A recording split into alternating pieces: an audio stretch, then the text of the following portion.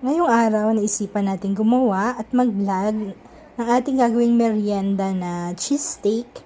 So, gagamit po tayo dito ng lumpia wrapper, isang basong tubig, cheese powder, Eden cheese para sa ating additional flavor, and 2 kutsarang all-purpose flour. Ito po ay combination ng isang basong tubig, 2 all-purpose flour, and then ang ating cheese powder. So, niluto na po natin sila sa mahinang apoy.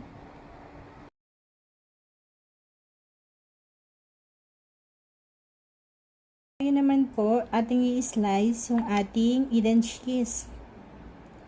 Liliitan lang natin to.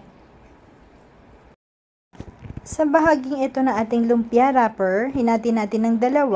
Since medyo marami yung ating lumpia, ito lang yung bahagi na tong ating gagamitin para sa ating cheese steak. Then ito naman po, piprito natin siya para haluan natin ng top ng condense.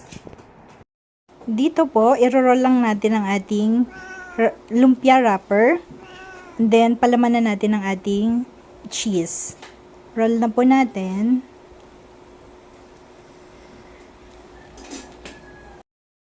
Ito na po yung ating mga nagawang cheese steak, pero meron pang natira. So, unahin na muna natin itong iprito. Unahin na po natin ang ating kawali para sa pagpiprito natin ng cheese steak.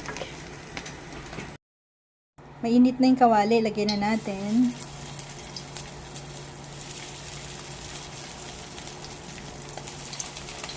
Wow!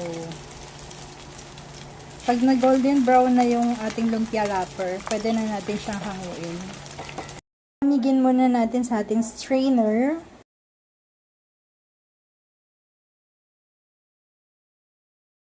Finished product ng ating cheese steak.